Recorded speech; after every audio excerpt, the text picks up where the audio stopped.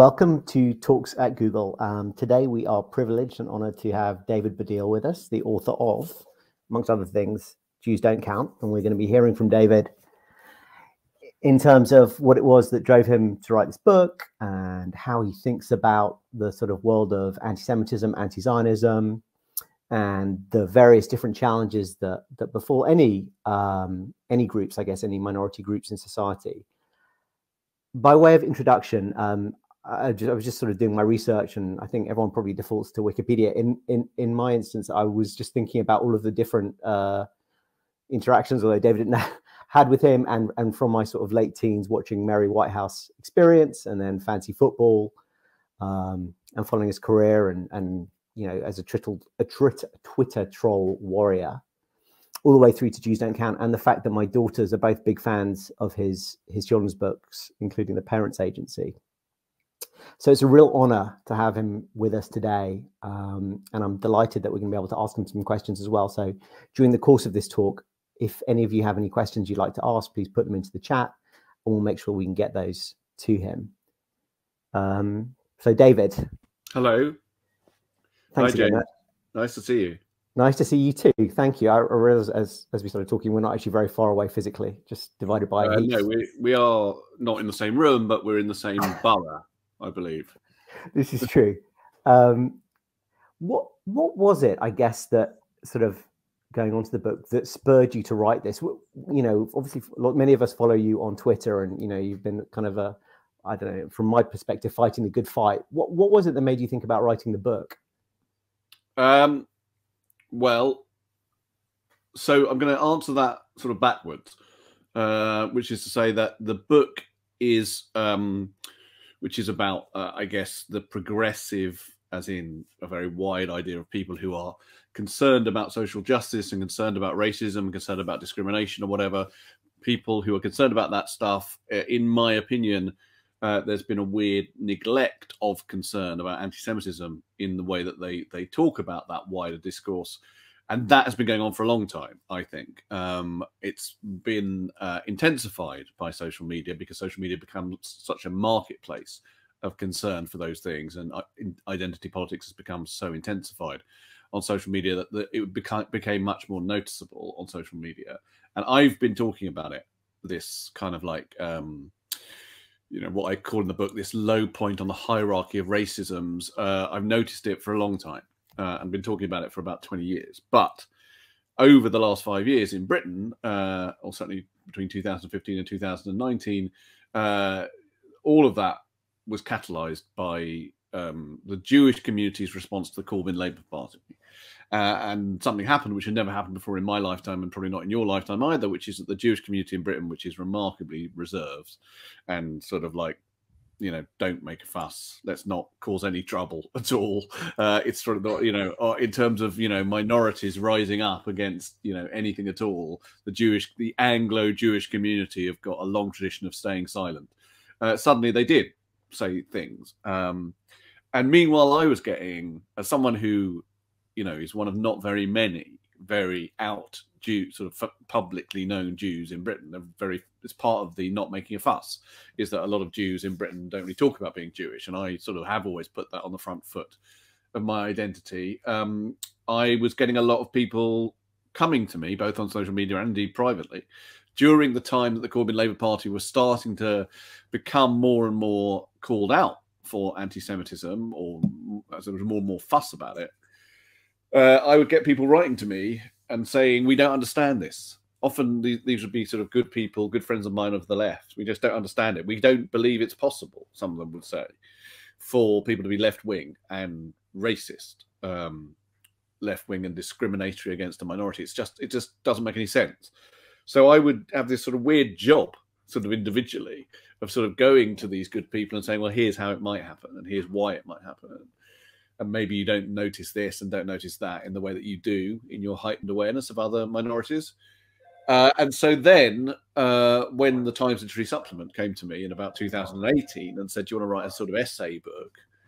I'd been doing that so long in such a sort of individual, disparate way. I thought I may as well package this. It'll save me doing it. It'll save me calling Jason Manford and explaining it to him.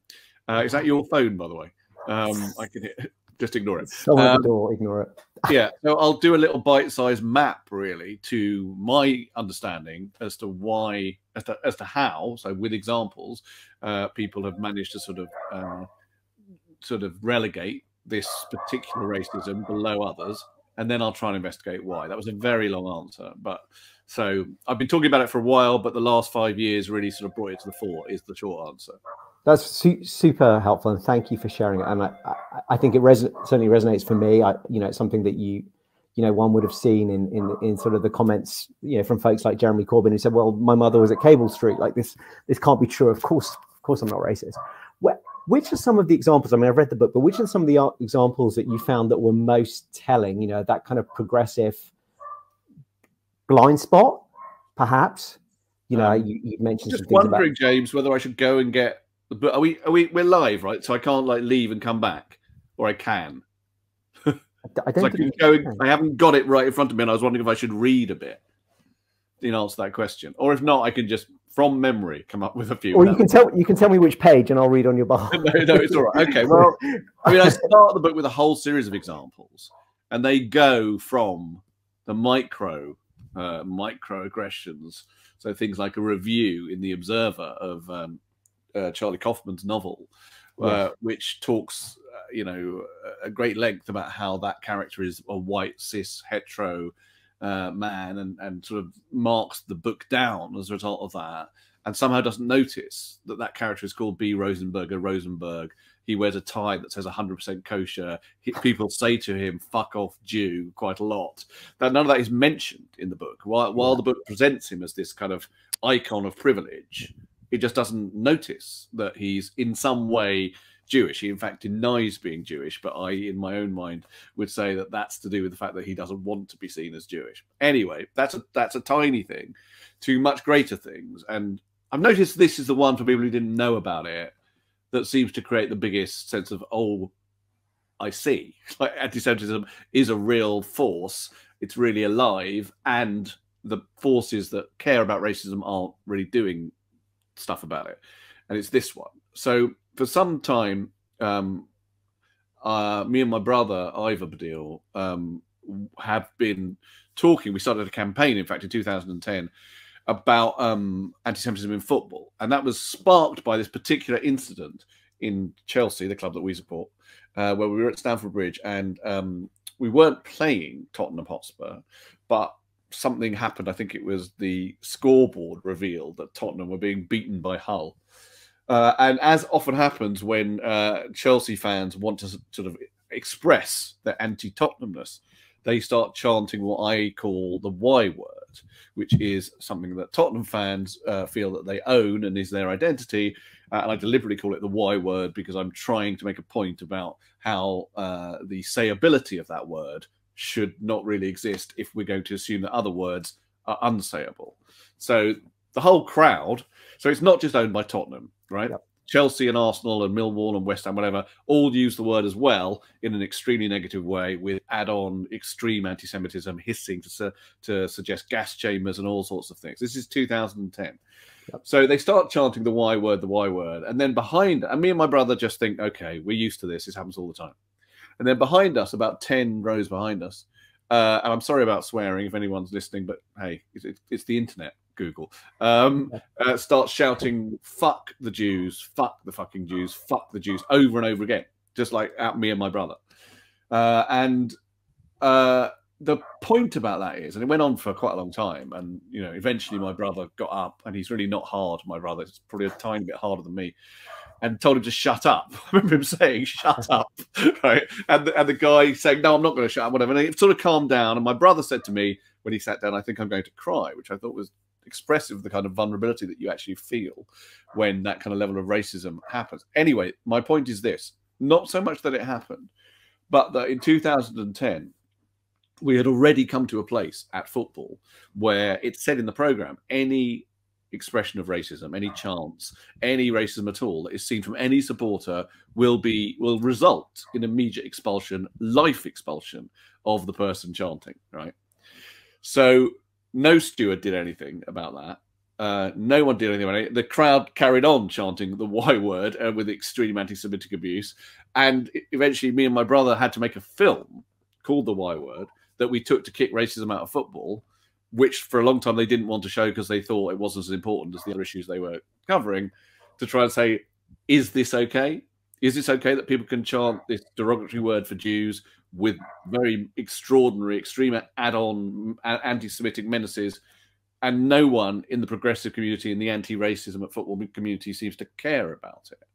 And that really, that's in there. It's just one of sort of eight or nine examples that begin the book of how anti-Semitism is not on the same radar for progressives and for the gatekeepers of what is and isn't offensive. It's not on the same radar as other things. And I think the other one, that rings true, having been to lots of football matches and hearing that. The other one was the Maya Angelou example, and I think it was to do with... Not Maya Angelou, Alice Walker. Alice Walker.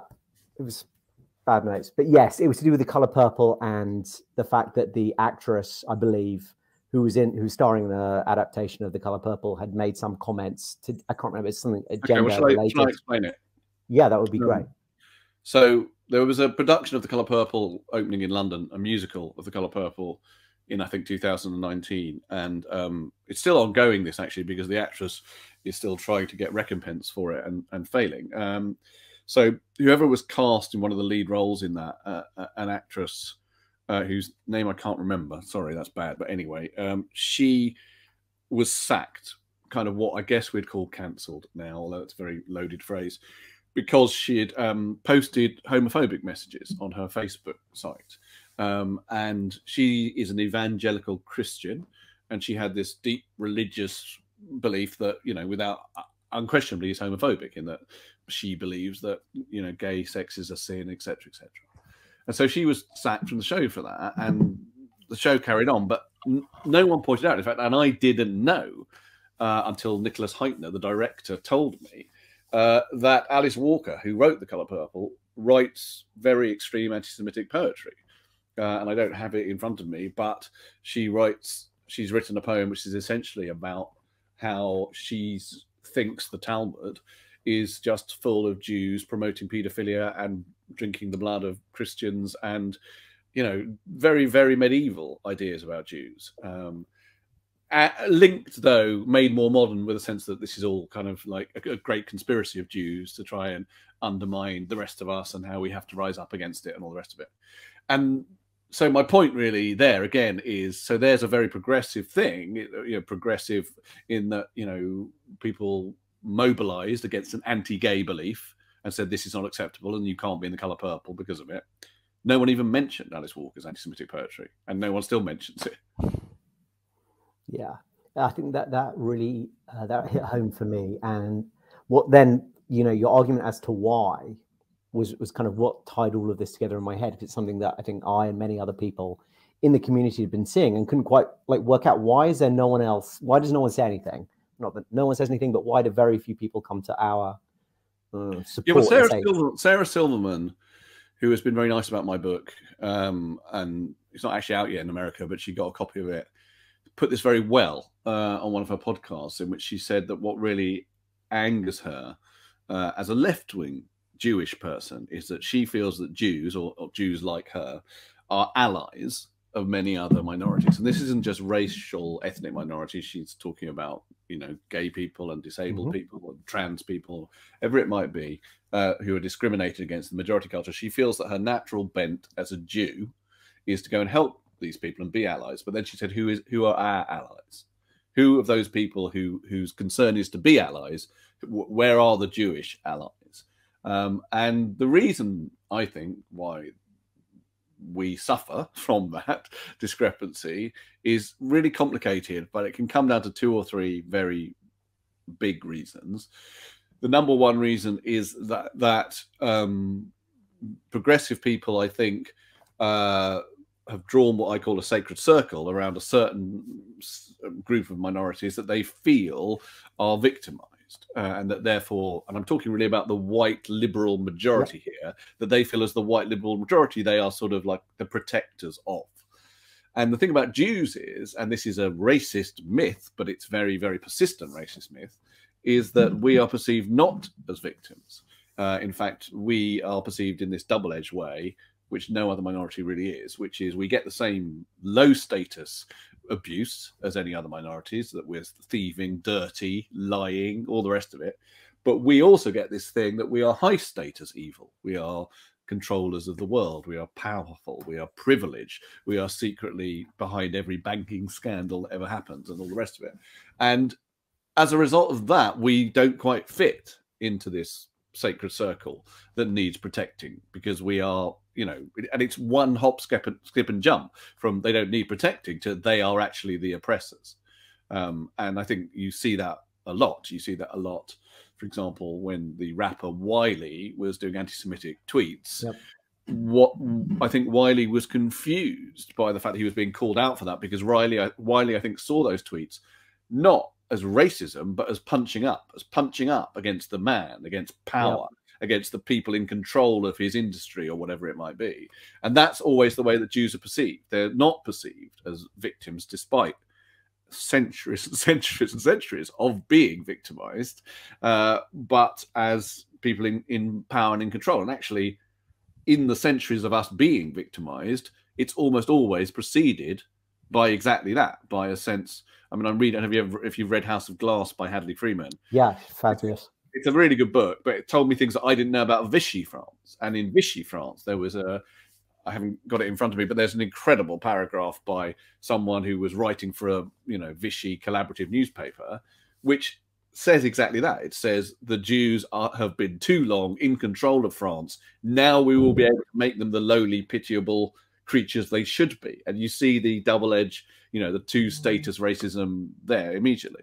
And I think there are loads of other reasons. I think Israel's very important. I think the whiteness of Jews, the perceived whiteness of Jews, is very important. But I think the primary thing, it all comes back to this idea that Jews are privileged and powerful, and so therefore don't quite fit into this idea of minority that needs protecting. And when you've had these conversations with folks, or where you've tried to refute these points, you know, how do you get on? Because I mean, I have, and you know, many of my friends have tried to make that case. You know, that we're not. You know, if you look at any of the statistics, Jews are no more successful in society than any other group. No more necessarily educated. Certainly, in certain societies, you know, less successful than other minority groups. It's just you know, and you only have to go back 70 years, and you know, we have World War II. Like it. Yeah. Sorry, what's your actual question? How do you talk to them? Well, I mean, have you been able to sort of? How have you been able to change people's minds? I mean, obviously, you know. Well, I don't know if I have. I mean, well, I'll tell you the three responses I've got from the book.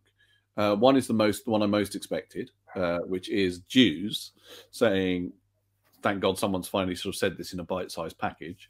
We've been sort of like trying to say this in various different ways, the conversations you're talking about, and now at least there's a book, so we can save time and like buy that and give it to them. The other is some progressives, certainly on social media, some white, you know, liberal progressives saying, "Oh, right, I sort of get it now, and I haven't really realized it before." And the third one, which is, I think, actually almost the most interesting for me, is older and younger Jewish people saying, "You know what, I've always been a bit quiet about my Jewishness. I've always been a little bit ashamed of it. I've always been in the closet.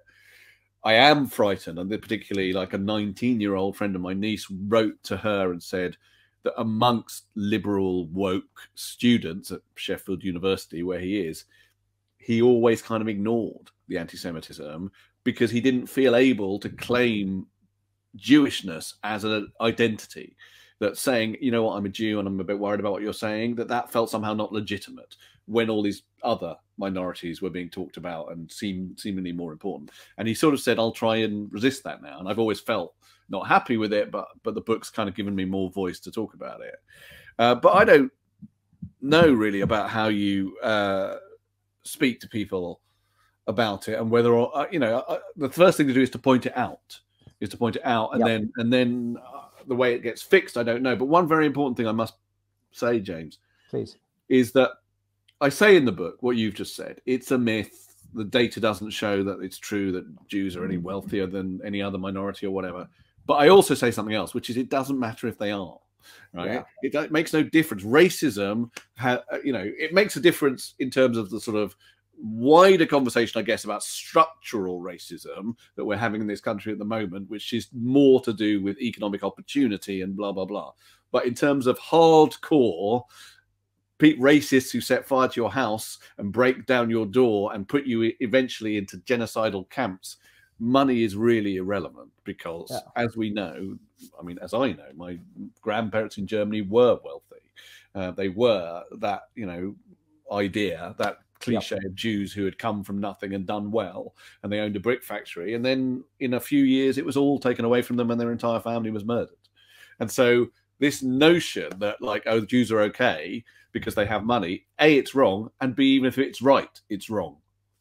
Yeah, it's like not knowing the truth, getting away with a good story. And I think there's the Adam Rutherford book about how to argue with a racist, where he sort of you know, he dispels all of the various different myths about, you know, African Americans being great sprinters for a particular reason, or any of these genetic things or anything. It's just, it's not based in fact. And I think it is difficult to have those arguments and certainly persuade people who believe a certain thing, and they're part of their ego, or, you know, their overall vision of self is tied into how they think about other people. And you're not going to persuade them necessarily with these arguments. But I think, as you say, having the book is a good starter. I've certainly had cause to use some of the examples recently.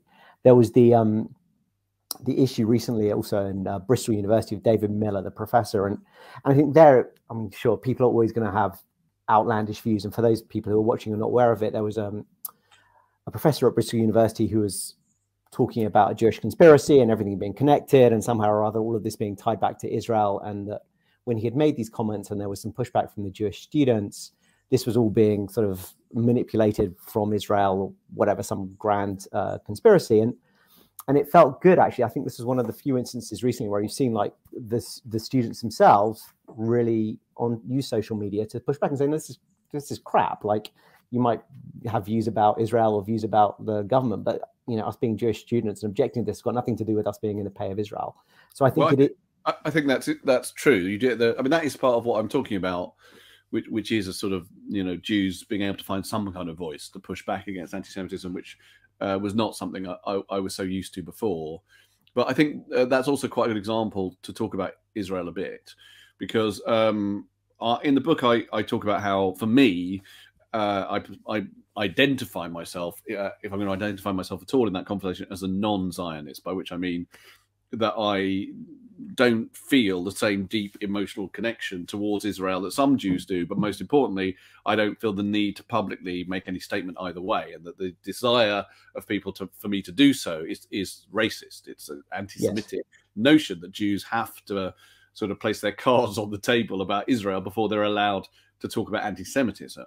And in fact, the bit in the book that finishes with Israel meh, for me in the book, is kind of a statement. It's kind of a statement of, like, look, there's lots to say about anti-Semitism. Please stop derailing the conversation by being about Israel Palestine, because yes, it's a part of the conversation, but actually it's not the main part of the conversation.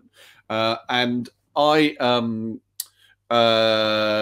with David Miller, I thought there was a kind of, like, quite a clarifying thing with that, which is that, for me, you know, if you're going to talk about Israel, I think it is entirely possible to be talking about Israel in quite extreme ways without necessarily being anti-Semitic. So, for example, someone who believes that the state of Israel should not have been created in 1948, right?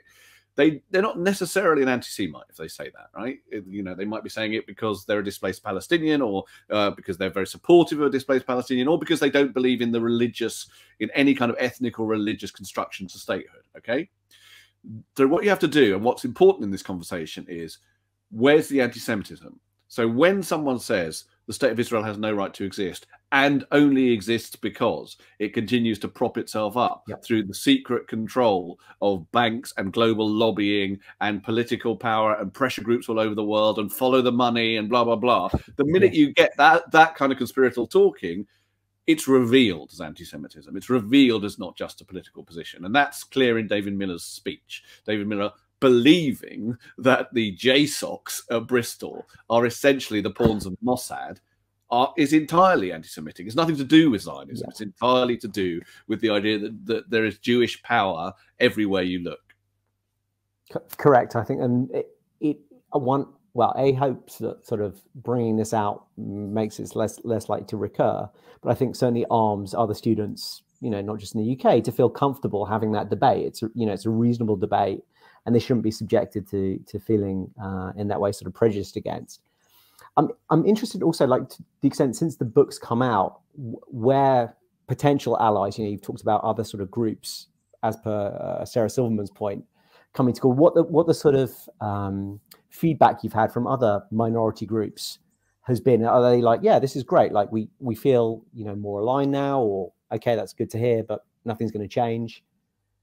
I think it's been some.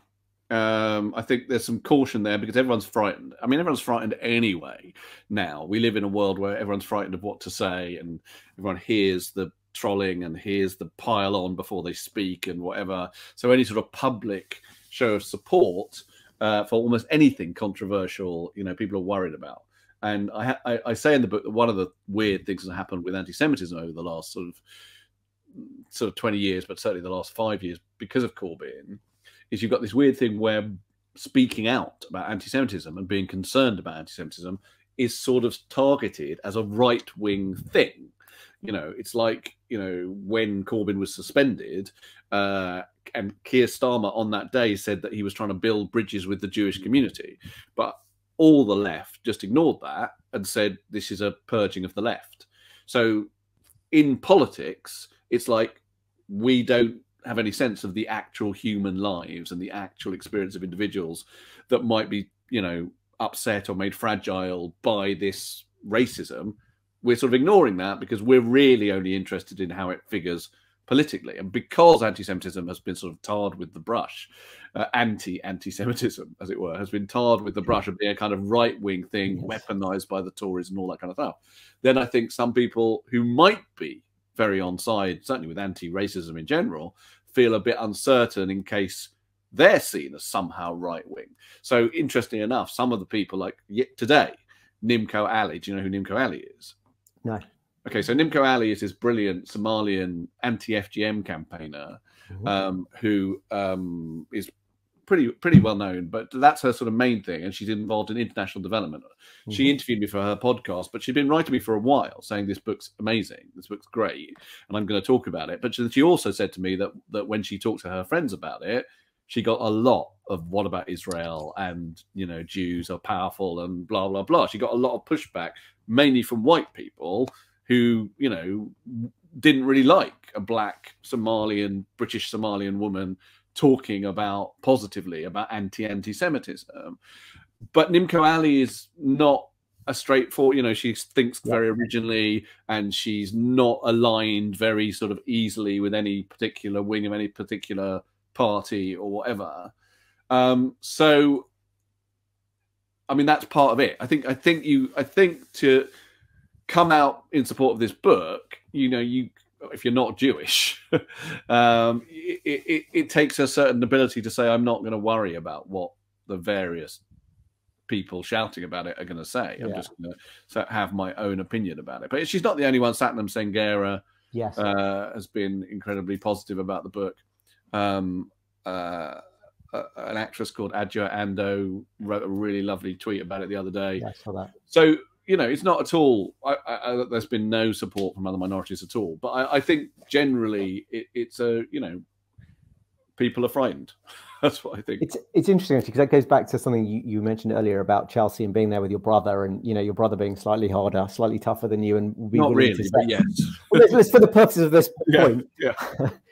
We're both incredibly soft Jewish lads. We could watch like pay-per-view or something. But he stood up and said, "Shut up" to the guy behind you, and I'm sure there was a certain point you would have had a breaking point. But what gives you this, or where do you get this fearlessness, I guess, to come out and battle these things? It's hard. Like, lots of us feel there are things at stake, or it's dangerous, and yet you are fighting, and you are making these points, and there isn't a huge amount of support outside of the community. Where does that come from? And there's some non-support within the community as well. Yes, that's true. I don't. To be honest with you, I don't see it straightforwardly as brave, because I have always had, and this is a larger thing to do with me, a sort of, and this is no disrespect to anyone who's properly got the disease, but a slightly Tourette's thing, whereby I sort of feel the need to say whatever is on my mind immediately. I sort of built a career out of doing that. You know, when I worked, for example, on Baddiel and Skinner Unplanned, an improvised show I did with Frank Skinner, I would constantly get into trouble because I would just literally say the first thing that came into my head back from questions. In fact, that's probably why that show is not on anymore, because I couldn't really allow that to happen anymore. I think with this, which is obviously not completely straight out of my head because it's a book I wrote and whatever, but still, it seemed to me so apparent what was happening, how more and more the things that might be considered to be offensive towards Jews when being ignored, overlooked, not considered as important, not leading to the same kind of outrage, and the reasons why seemed so apparent to me that it was almost impossible for me not to, with my tendency to need to say stuff, not to speak. Now, I did get loads of pushback, and I still do, but after a while, you get a bit inured to that. And also, I am a comedian. I mean, you know, it's sort of sometimes forgotten about me, but I am a comedian, and I come from quite a sort of, you know, knockabout gladiatorial space where people will shout at you in the dark and they will shout abuse at you. And in fact, the show that I was doing until it got postponed because of the pandemic, which was called Trolls Not the Dolls, was built on my more extreme fights that I've had on social media and the more extraordinary rages that I've had to deal with on social media. And that came out of me thinking, well, these are like hecklers, these people, you know, and so my job isn't to ignore them. My job is to try and make them funny. And that worked quite well, actually. It doesn't always work well, and sometimes it gets out of control, but sometimes it works really well. So, yeah, it's sort of brave, but it's also just kind of comes, as I say, comes straight out of me, is what I'm saying. I think well, from my perspective, it is brave, and you know, many people wouldn't do it or would want to do it and feel they couldn't do it. So, thank you. That's all right. What gives you cause for like optimism in this space, insofar as, you know, books out there that, you know, there's, as you said, actually, and it's very true, in the sort of Corbyn years, it felt like the community was rallying together as never before, and it's not something I'd ever seen. You know, what kind of, I suppose, what kind of future, or, you know, in 5-10 years, and thinking about our kids and as they get older and what have you, and just generally like the state of anti-Semitism in the UK and the world, where do you get pause for optimism, if at all? Well, I think there's a heightened awareness of it. The book is part of that, and the change in the community is part of that.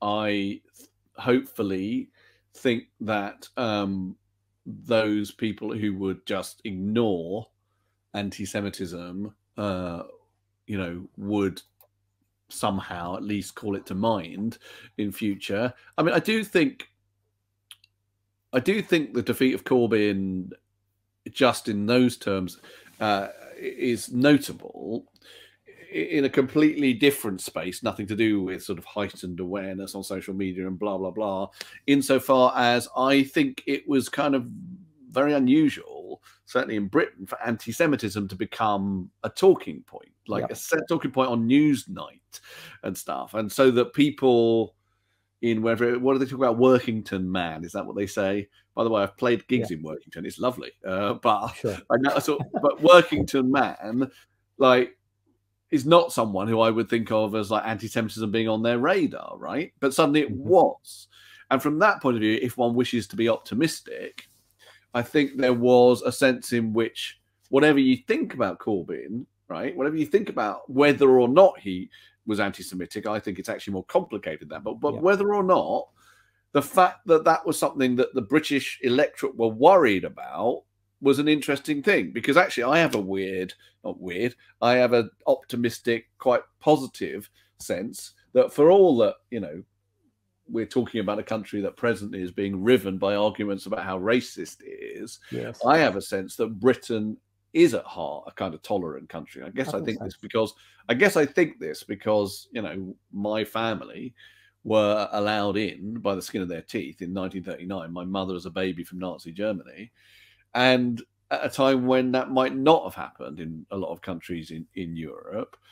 And okay, so here's a story. So is this being watched like in America and stuff? It will be shown, yeah. Okay, so you don't know who this is, Americans, but there's a woman called Barbara Windsor who was a big star of something called the Carry On films here, which were sort of cheeky British films made in the 60s and 70s. And then she was in a soap opera called EastEnders, and she was a Cockney sparrow, and she was a lovely woman who died recently. Anyway, Barbara Windsor once told me that when she was a child during the war, her mum had said to her that they were fighting the war on behalf of the Jews.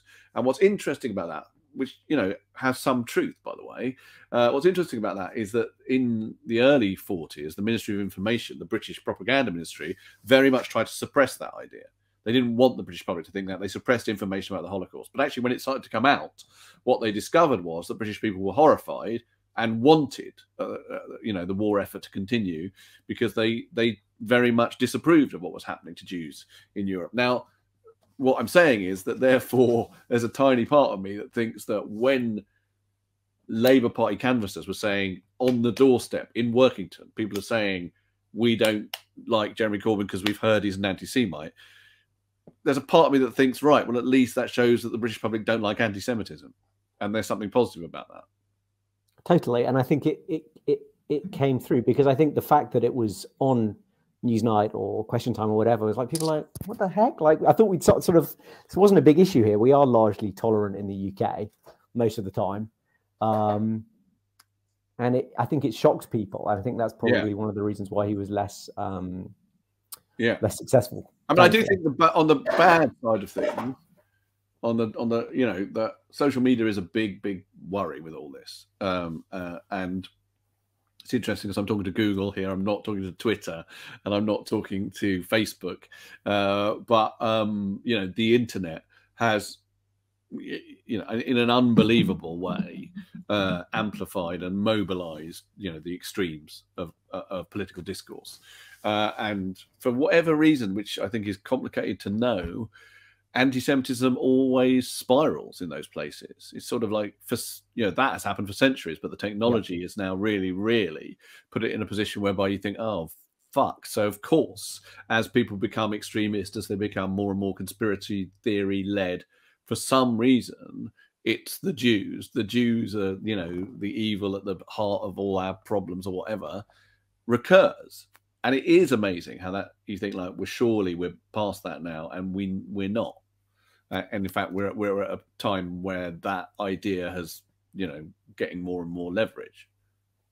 Yes. I'm sorry, that's not very positive, but that is true. No, I think, listen, it's something that I mean, it's a whole different argument, a whole different discussion. I think we take very seriously on our side, you know, from Google, YouTube, and making sure that we become a source of truth and not like fake news.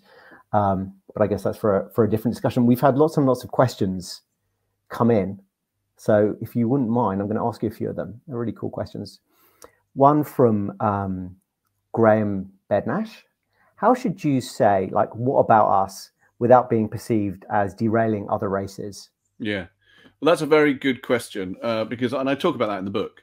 I talk about in the book how that sometimes, it's interesting that in Germany, right? In Germany, the book's out in Germany, and they didn't like the fact that it was called Judensaalen nicht. They said that was like too problematic with their history. So they're calling it Und die Juden, ? Which still sounds to me a little bit like something that you might see at the end of a war film about a meeting with the Führer. But nonetheless, they're calling it Und die Juden. And that idea of like, can we talk about the Jews? Yeah, it can feel sometimes like, you know, that I've been told on social media that I'm throwing another minority under the bus, or I've been told separately that, you know, oh, can you not always talk about the Jews or whatever? And I listen to those things sometimes. I know it's fine. And I think that sometimes, you know, you have to know when not to go on about the Jews and whatever. But I do think that overall I felt about the book, I felt like that was probably the main, in a way, I think like point of silence is like people saying to me that talking about this in some way diminishes the situation that other minorities find themselves in. Struck me as like, okay, I'm going to override that, because I think otherwise, where do you find yourself? Like any minority could say that. Any minority could find themselves in the position of saying, I want to call out racism, or not just racism, you know, disableism or homophobia, whatever, might be told at any stage, you know, yeah, but you drawing attention to that is taking away the spotlight of this more important discrimination. And I kind of think, well, no.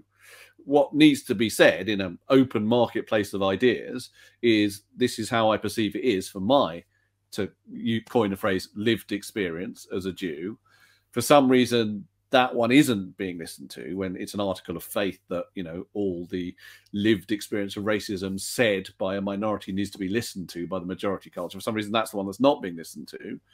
So I think, you know, I need to put this out there. And, you know, it's, if people want to say, well, it's much worse for this minority or that minority, fine. But you should still be allowed to say, this is how I perceive anti-Semitism and the, you know, the racism against my minority. This is how it works.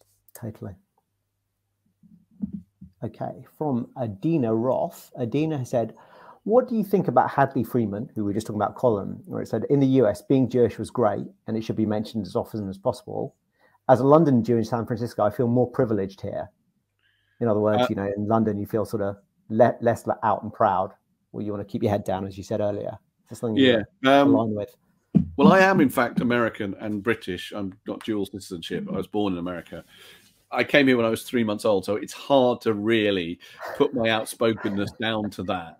But I sometimes think maybe it is. I mean, I sometimes, certainly as a comedian, I felt more in tune with the sort of Jewish American comedy tradition, where you really spoke in a very free way about Jewishness. You know, sometimes I'd watch Curb Your Enthusiasm and think, he's talking about something so obscurely Jewish here, I don't know what it is. Like, there's an episode of Curb where he talks about burying a plate that's had non-kosher food on it. I felt like, what is that? I've never heard of that, right? And yet it's just on HBO, you know, with no sense of like, we need a glossary for this. So I think that American freedom with Jewishness, I've always admired it. I've always thought that's kind of brilliant. Whereas here, it's true. Yeah, someone once said to me about the Jewish Chronicle, it's changed now, but like 5 years ago, they said about the Jewish Chronicle, oh, its headline every week is basically they, as in the majority Christian culture, they hate us. And I said, no, it's they hate us and let's not make a fuss about it.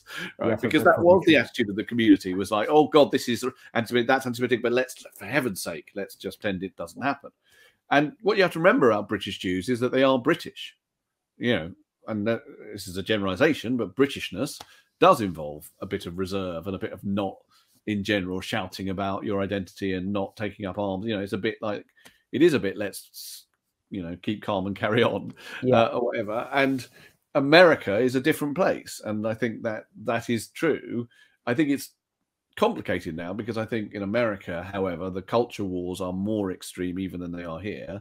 And I think American Jews who do feel the same Jews don't count stuff as I've been talking about are probably even more strangled about talking about it than you know, someone might feel here who's not me.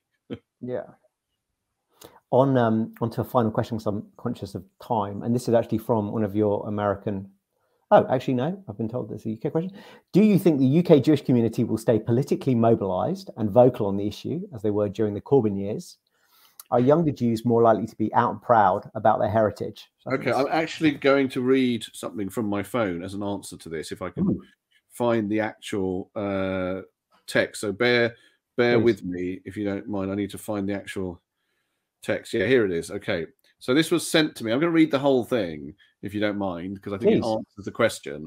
So this was sent to me. I don't know if I might have mentioned it earlier. It was sent by someone who is a friend of a young person at university and a friend of my niece. And he says, I just finished Jews Don't Count, and I wanted to tell you I found it really moving and incredibly eye-opening. So that's just nice. I'm glad that that's been said. But then he says, I had a chat with Ruby, that's my niece, about it last night. And we spoke about our Jewish experiences as young people at university, surrounded by other young people trying to be woke.